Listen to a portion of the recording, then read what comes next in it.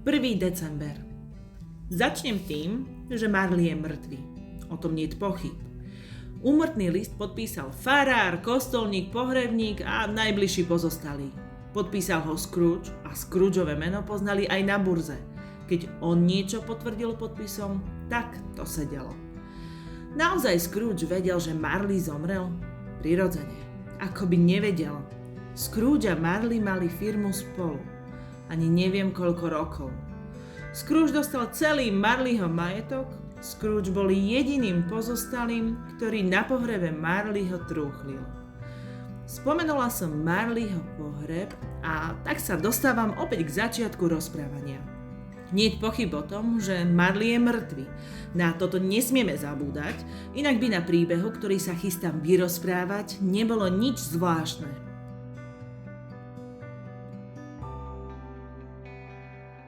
Scrooge ani nedal vymazať meno starého Marleyho z firemnej tabule. A tak ešte po mnohých rokoch nad vchodom do ich kancelárie stále svieti Scrooge a Marley. Podnik bol všeobecne známy ako Scrooge a Marley. Ach, Scrooge.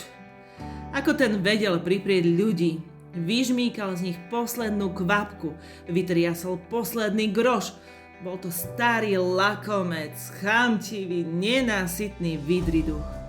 Tvrdý a ostrý ako kremeň, z ktorého ani oceľ nevykreše hrejivú iskru. Odľud, starajúci sa len o seba a uzavretý ako v ulite. Scroogeovú hlavu, obočie i pichľavú bradu pokrývala ľadová inovať. Chlad z neho vanul ústavične, aj v lete bolo v jeho kancelárii ako v ľadovni. Nič ho nezohrialo, snehová fujavica nemohla byť krutejšia a nejaký lejak neľútosnejší. Na ulici sa mu nik nepotešil. Nik sa mu neprihovoril, žobráci ho nepoprosili o almužnu, deti sa ho nepýtali, koľko je hodín. A vadilo mu to? Práve naopak. Na Vianoce sedel Scrooge vo svojej kancelárii zahlbený do práce.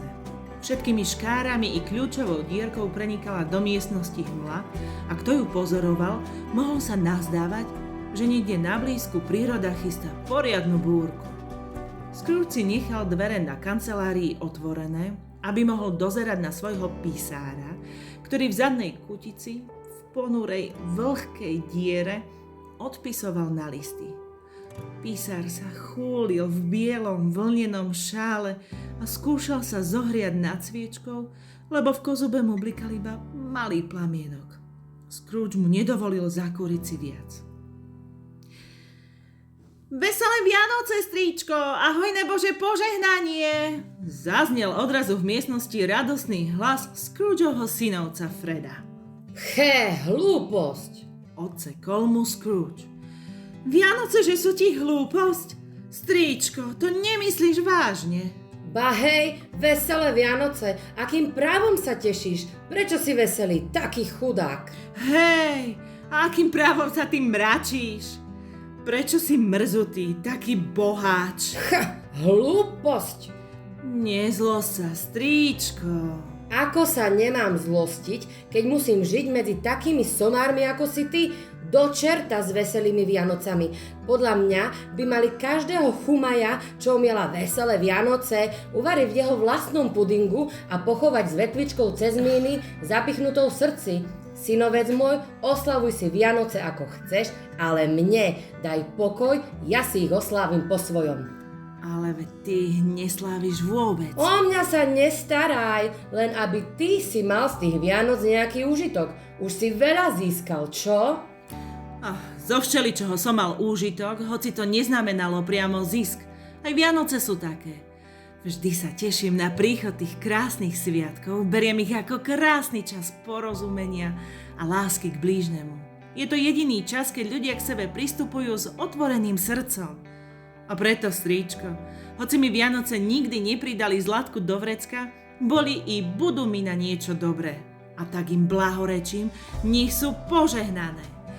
Už sa toľko nehnevaj, strýčko. A príď k nám zajtra na obed, dobré? Vrátaj sa, najradšej by som ťa videl v pekle. Choď už preč. Srdce ma bolí pre tvoju neoblomnosť. Nemáš sa prečo na mňa hnevať. Ja si ale dobrú náladu nedám pokaziť.